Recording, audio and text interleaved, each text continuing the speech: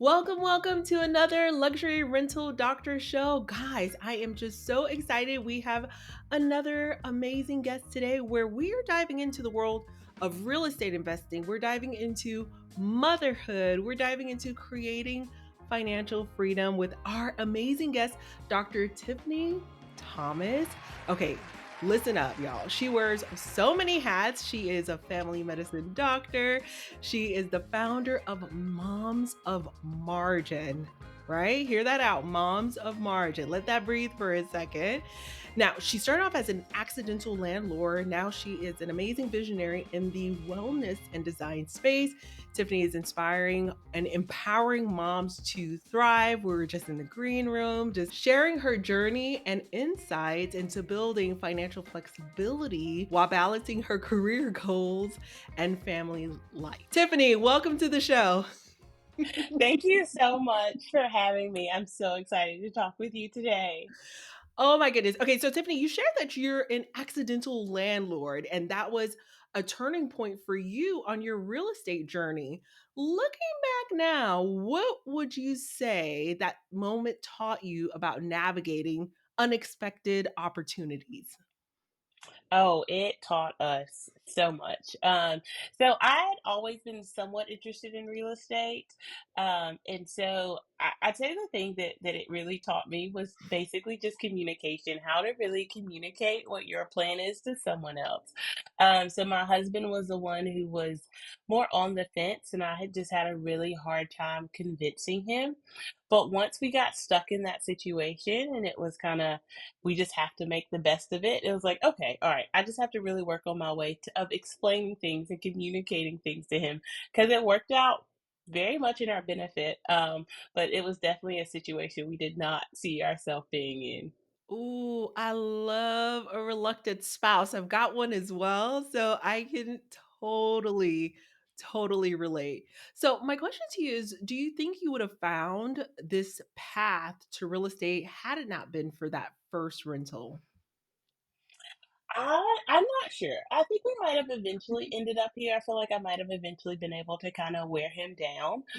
But just with how the market changed with Mm, the pandemic, I feel like he really saw the value in it. So some of the people that he follows and some of the motivational speakers that and he allows to kind of speak to him. Some of them had started getting involved in real estate at that time, so I feel like he was kind of shifting to it. So we might have found our way, but I think that kind of definitely forced us into it, and he kind of saw that things weren't all bad because he had had some experience with real estate and being a land or his mom had had some experience, oh, and so just like seeing her walk through it, he didn't okay. necessarily have the greatest appreciation for it. And so that's kind of why he was more hesitant. But once we were able to get through that situation and see how we benefited on the other side of it, it really turned things around. So, what would you say his biggest fear was? Because a lot of that hesitation tends to come from a place of fear. Mhm. So it was just the long-term rentals and Mm, having to trust someone else oh, yeah. with something that is an asset to you. So something that you value, having to trust someone else with it, and like trusting that they're going to take care of your property, and that they're going to show it the same love or care that you would. And so that's really where his hesitation was. I think his mom had had some tenants that hadn't necessarily taken care of the property the way they should have, and that it left him just really hesitant to go into it. Okay, so I like that because you're right. From that long-term rental perspective, most investors who invest in long-term rentals, they outsource the property management to property managers essentially. Those monthly rates are really low, anywhere from 5 to 10%, if that.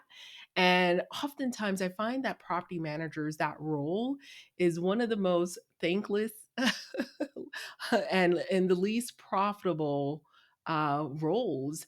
And so I find in my community, those who come to us with huge portfolios of long term rentals, these homes aren't being taken care of. They're not hearing back from the property managers. It's evictions galore. And so I totally could resonate with his hesitation for investing in long term rentals. Mhm. So Mhm. now let's just fast forward a little bit. For you in this season of life, I know that you're focused on creating financial freedom for you and for your family. Well, if I could parachute in, could you help me to understand and walk me through what does financial freedom mean to you specifically? So financial freedom means being able to use my time the way Mm, I want to, and yeah. not have someone else dictate what I have to do with my time. So my very last rotation of medical school was at a free clinic, and Mm, ever since then, I've been like, how do I get back to working at a free clinic?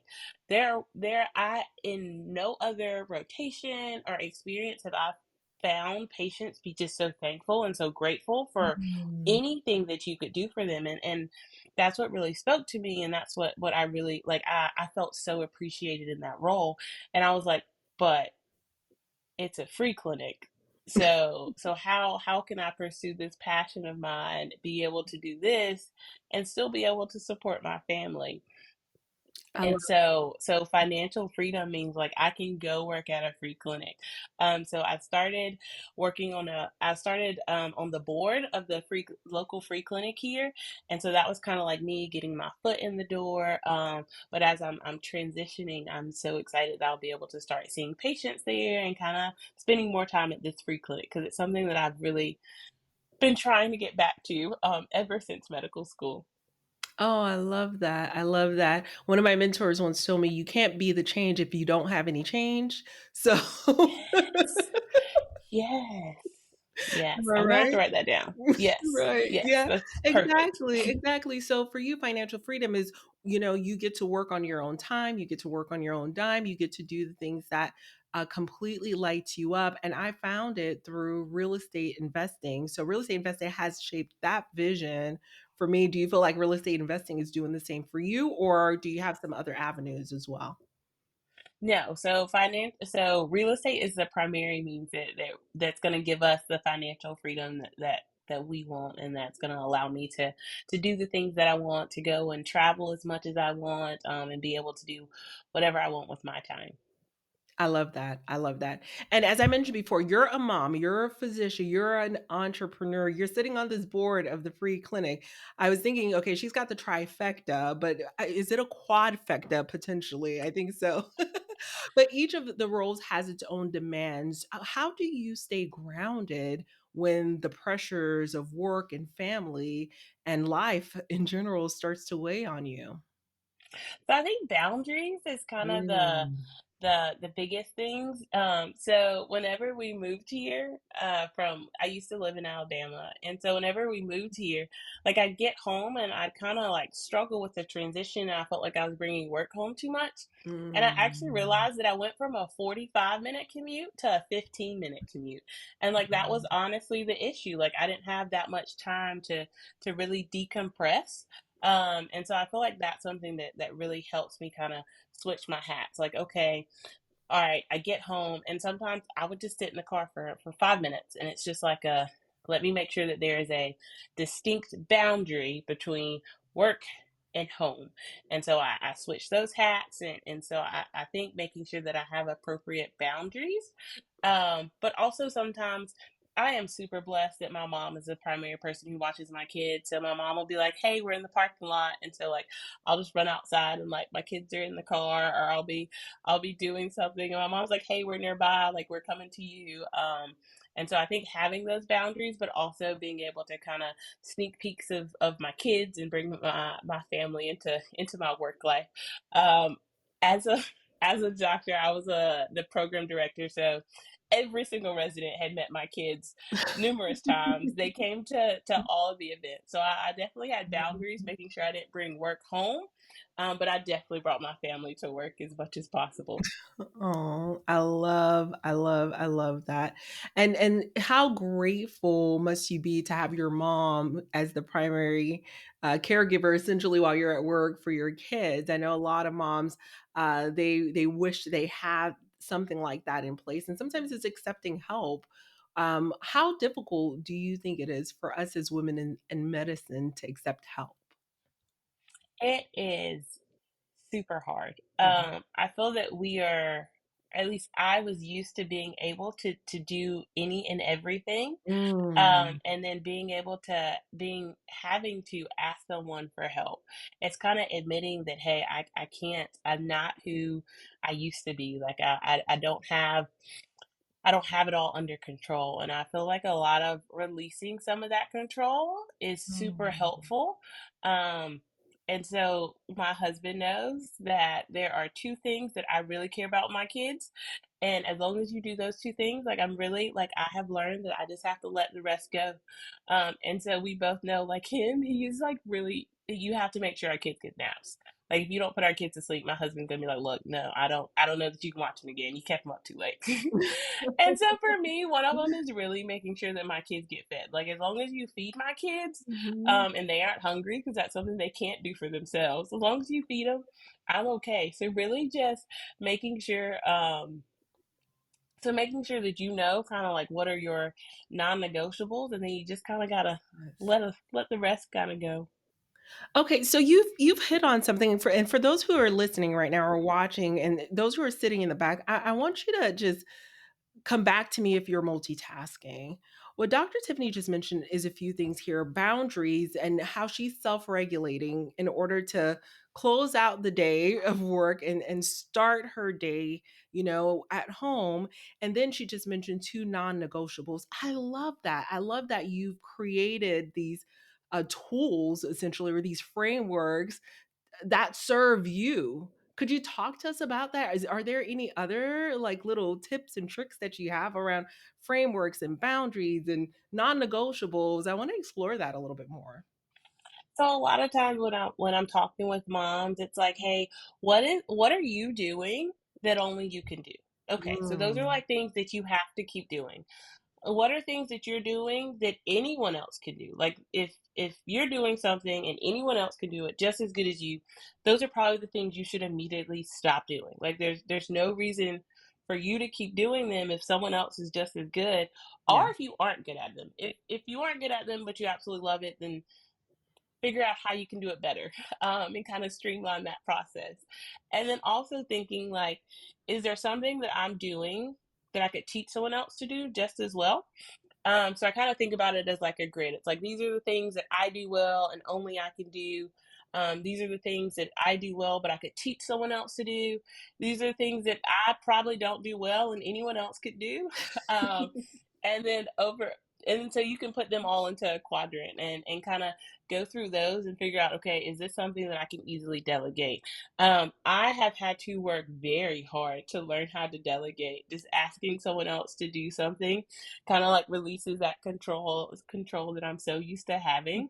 Um, and it's something I honestly had to work at, and I had to be like, okay, done is good enough. Like mm, perfect is great, but if perfect yeah, isn't done, then hey, we got to move on. yeah, And so yeah, I've really been able to start delegating things and to be okay with like, hey, this is good enough. Like yeah. perfect. I have released my perfection.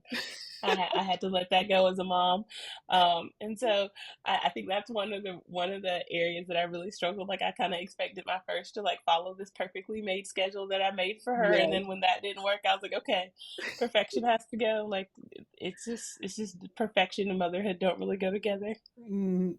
Oh, certainly, certainly, certainly. Okay, so I love that. So that would beg the question then, how are you building your, I guess your team of helpers?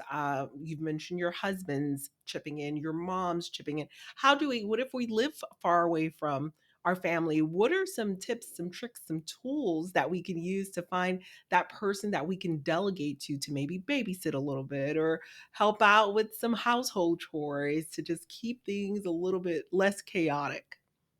Yeah. And so I think just kind of figuring out what are your non-negotiables and finding someone who does that well. So Yeah, if you really know that you really need a clean environment and yeah, you need your house to be clean, it's like, okay, let me start asking people at work or like, who do you use to clean your house yeah. and those type things. So I really think it's finding what those non-negotiables are. And so if it's, hey, I really want to, I need someone to watch my kids on Saturday morning or Yeah. whatnot. It's like, what are your non-negotiables with that? Like, do you really want them to be CPR certified or whatnot? Like, especially if you're in healthcare, like you're surrounded by nurses and doctors. I'm sure you can find someone that you would feel safe, and you don't always have to be like, "Hey, I'm going out." It's like, "Hey, I just need someone to watch. Watch. I'll be at home while I go and do this task." And so I think figuring out what your non-negotiables are, and then who asking specifically who you can use to kind of help you do those things. So when I had my first, we lived in Alabama, so my mom was not nearby. Yeah. Me and my husband, it was just the two of us. Yeah. We had a church small group, Oh. and all of us were pretty much in kind of the same stage of life. Most of us, our oldest, I'd say, are within like 2 to 3 years, Hmm. and so sometimes we would just have to use their resources. I remember one day, my husband was back in South Carolina visiting his mom, and if you don't know, in Alabama, they have lots of tornadoes. And so it was supposed to be really bad. And they had a half day of clinic for me. But I was like, how am I getting my daughter to and from daycare? Because daycare was closing at noon. And I actually worked an hour and a half from daycare because that's where he would take her to daycare. And so I just called my friend and I was like, "Hey, can your mom watch my daughter too?" And she was like, "Of course." And so I think just knowing what your non-negotiables are, and then being able to find friends and just ask. A lot of people are willing to help, but if you don't release that control and ask, a lot of times they aren't going to offer it. I feel like a lot of people see moms as these superheroes and they're Mm. invincible, Yeah. and so they're like, oh well, if I ask if she needs help, then that might imply that she doesn't have it all going on and she doesn't have it together. Yeah. And so I think just being like, hey, is anyone available? Do you know anyone that could help with this? Yeah. But establishing your non-negotiables kind of is very much key, and helps you find a place to get started and a direction to go in. Love that. Love that. Love that. All right. So let's switch gears a little bit. Let's talk about real estate. Yes. What's been the most challenging lesson that you have learned about managing your rentals? And I know you do fix and flips. And Mhm. how has that shaped your approach to new projects? So I think the biggest thing for us is having a purpose for every property. The Okay. first real estate course that we took, they were like, "Hey, have a purpose for every single property." And I feel like based on some of the experiences that we've had, we're like, "Hey, what suits this season best?" And so we want to build up Mm. our passive income, and so that's easiest done through some long-term rentals. But basically I'm on maternity leave right now, and so short term, so fix and flips made more sense in the short term. So like, hey, this will get us through my maternity leave, while we're building up our passive income. And so we've learned a lot of lessons. We have an amazing real estate agent who also, has a property management company, and so she's able to handle all of that, and she really helps us and guides us through most of the hiccups and a lot of the lessons that we've learned. She's been very gracious in guiding us through those. That's amazing. So you've got an amazing real estate agent. So for someone who is starting out, what qualities or skills should they look for in a real estate agent? So our real estate agent primarily works with investors. And so if you can find Mhm. a real estate agent that primarily works with investors, I think that is key. Because she only shows us properties that she has run the numbers on and thinks would be a good deal, or we request to see. She's not pushing us in any direction. And she lets us learn lessons, without holding our hand too much. So our first flip we did with our money, Mhm. and so she was like, so we did our first flip with just our money. And once we did that, we got into it, and then we saw how, like, because we used our money, we couldn't really make any more moves. Mm, versus if we used hard money, or found a separate funding, we would have still been able to kind of get in and out of some other deals. Granted, that first flip, it took us 6 weeks. We got in, we got out. So that one was a good one. But then we learned, like, hey, if it hadn't gone well, it would have tied up our money and tied our hands for a really long time. So I think finding that real estate agent that primarily works with investors and knows your area, also just a real estate agent that's going to listen to you, mm. um, and someone who's been in the area. Ask them what properties they have in the area, because if a real estate agent really understands the market, likely they are in it. And so they have tons of different properties, and so they can kind of show you, hey, this is what we are doing in this area. This is the contractor that I'm using on this. And so I think making sure that they listen to you, they work with investors, and they have their own properties. Love that. So, if you could go back and do one thing differently when you started on this real estate journey, what would that be? Um, I think it probably would be seeking out other investors first or early. Because I feel like it was kind of me and my husband in this bubble, and we were just trying to figure it all out. And I feel like if we had just like someone else who had just gone through it or was going through it with us to just ask a couple of questions, I feel like that would have made a huge impact for us. And we kind of would have got further ahead faster.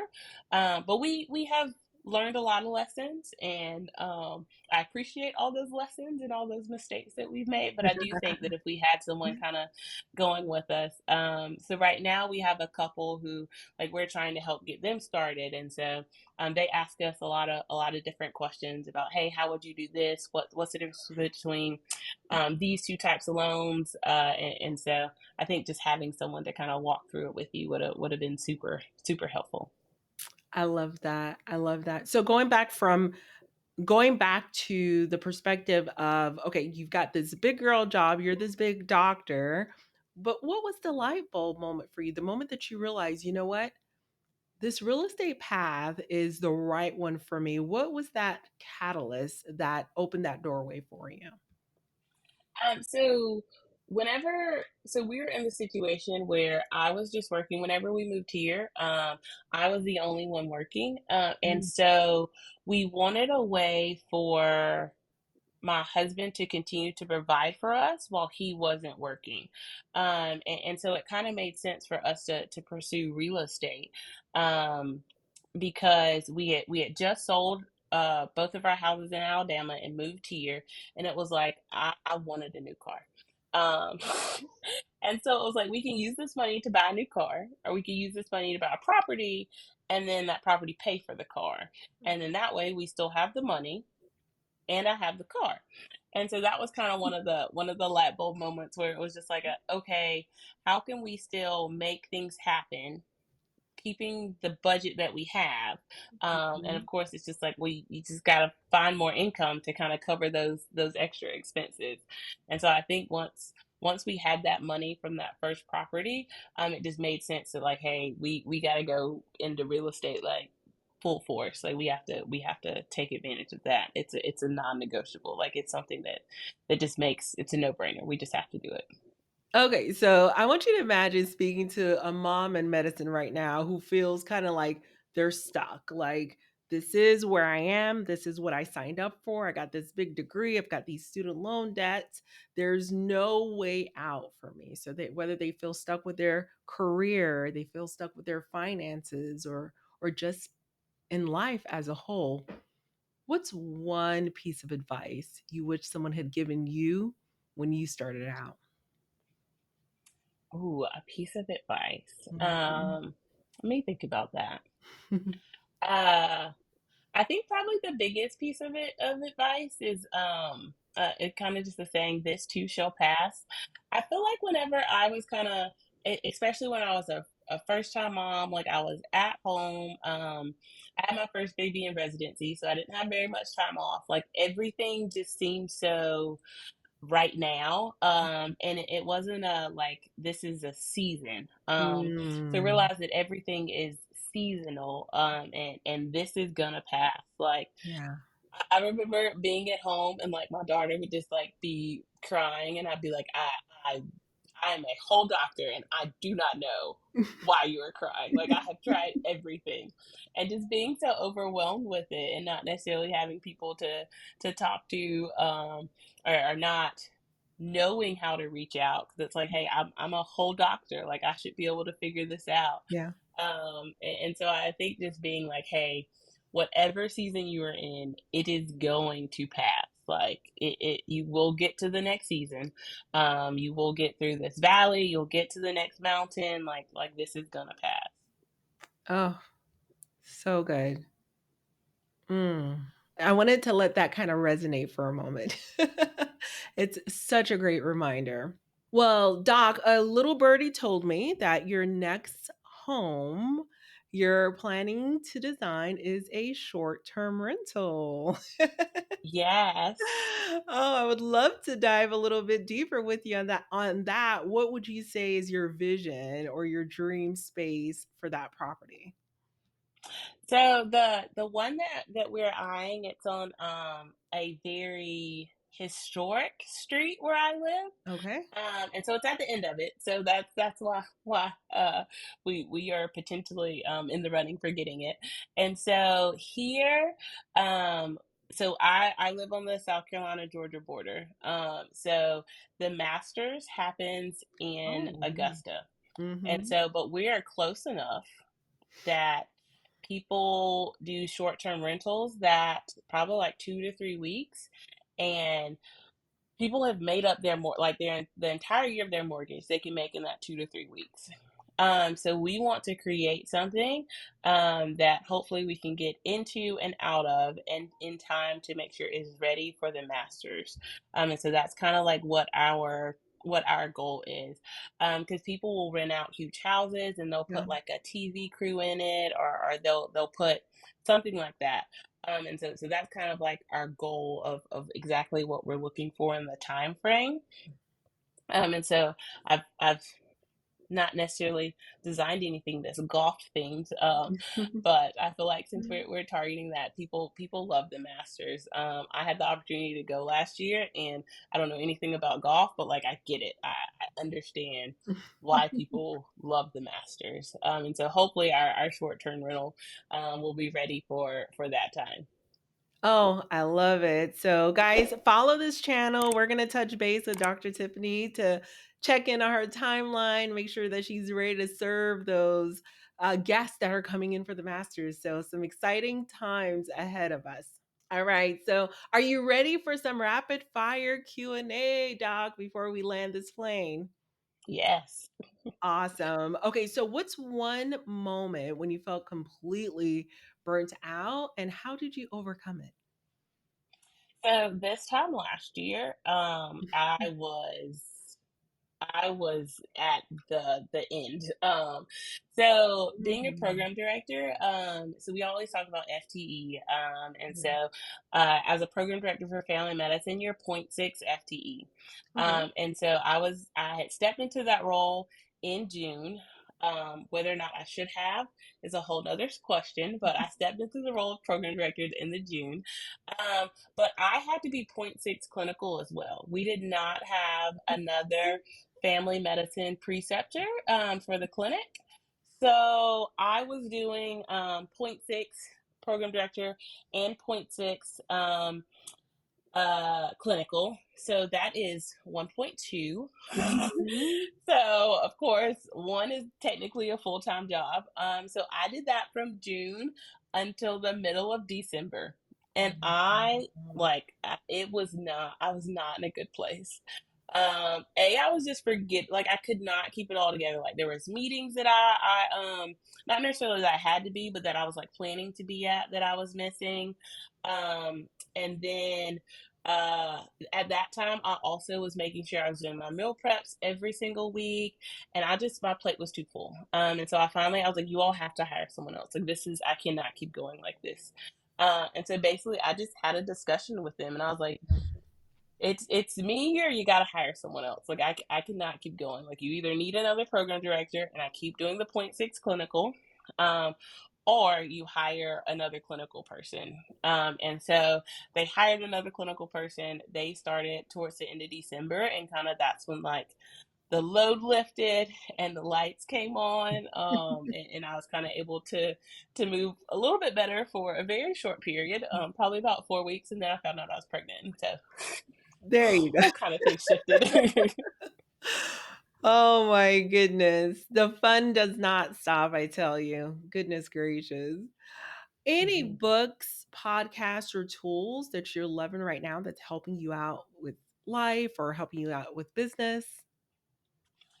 So there are several actual sermon podcasts that I always have on in my car. So being postpartum, so my baby's 8 weeks old today, and so I know like during my the first time when I had my oldest. Not going to church kind of really weighed on me. Of course, like it was winter time. Like I didn't want her to get sick, so I was like, oh, I'm not going to expose her. And so just having those podcasts like ready to go whenever I get in the car or ready to go whenever I get on my phone, Mhm. that's something that's super helpful for me in this season and something that I always highly recommend. Like whenever if you can decrease, how much effort it takes to kind of get something going, then it's always easier Mm. to do. So if you have it ready on your phone, like you get in your car, Yeah. and you just hit play, like it's right there. You don't have to go searching for it, and so that kind of makes it easier. So I always tell people, um, like figure out like if it's something you want to do, like make the effort that it's going to take to do it like as little as possible. So if you want to start working out, or if you want to start doing Spanish, learning Spanish, or anything like that, just like make the effort to kind of get going as little as possible, and then hopefully it'll kind of snowball and start rolling downhill once you get started. So good. It reminds me of James Clear. I think he says we don't rise to the level of our something or another, but we fall to the level of our system, something like that. Do you know that quote? We don't rise to the level of our ah I forgot it too, right? we fall to the level of our systems. Yeah, We yeah. don't. I'm gonna have to look that up. I'm gonna have to look that up because what you're giving us is we are chock full of systems during this podcast. So I think it's absolutely, absolutely amazing. Dr. Tiffany, what is the craziest real estate story that you've either heard or experienced? So some of the craziness around real estate that we're currently experiencing is so it was a whirlwind of a week. But so Hurricane Helene Oh, came through, and so no one told us it was coming. So we're like I said, we're on the South Carolina Georgia border. mm, Everything said it was going to Atlanta. So I was concerned about Atlanta. It was going through Atlanta. So it was probably like 4 or 5 o'clock in the morning. And my husband woke me up. He's like, "Hey, here's a flashlight. The power's out." I'm like, "Oh, okay. The power's going out before. It'll be back on." We didn't have power for a week. And so we had a property that was under contract, and I think it was going to sell. I think it was probably going to sell in 2 weeks. mhm. And so we are literally driving under trees, under power lines, like around stuff just to be able to lay eyes on our properties. Wow. So one of our properties we think we're pulling up to it, and there's just a tree completely blocking the road. And so like we could see it, and then like of course we're thinking it's complete devastation. But thankfully none of the trees hit it. Thank you. And so I think that was something that was a learning experience for us, something we completely did not expect.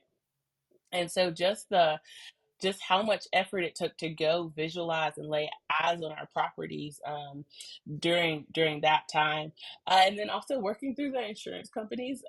Apparently, we didn't have enough loss on any of our properties for them to pay out anything, but Wow. we learned from it, and we're moving forward. But it was absolutely crazy, like some of the effort we had to get through to just see our properties, and then just some of the sheer devastation. Like I was not prepared for it. And it was absolutely mind-boggling how many trees we had down. We it was just like waiting in line. Like the whole week was absolutely mind-boggling. Just it was crazy. Wow. Ugh, hoping that things are quieting down for you, especially as we get into the holidays. Mhm. Yeah, yeah, they definitely will be. Well, Doc, your journey has been nothing but amazing, just so inspiring. And I know that a lot of moms who are listening right now, they have some tools that they can add to their tool chest to take back control of their time, to delegate, to look at what opportunities are available for their finances. I cannot thank you enough for sharing your insights to our listeners. Where can people find you? So you can find me at Moms of Margin on Instagram, and you can also find me at Moms of Margin on YouTube. I do have a Facebook community where we meal prep together, and so that's also Moms of Margin on Facebook. I always say if you're gonna pick something up, you got to put something down, and so I'll help you with getting dinner on the table, so you have time to pick up what else you want to, and hopefully it'll be real estate.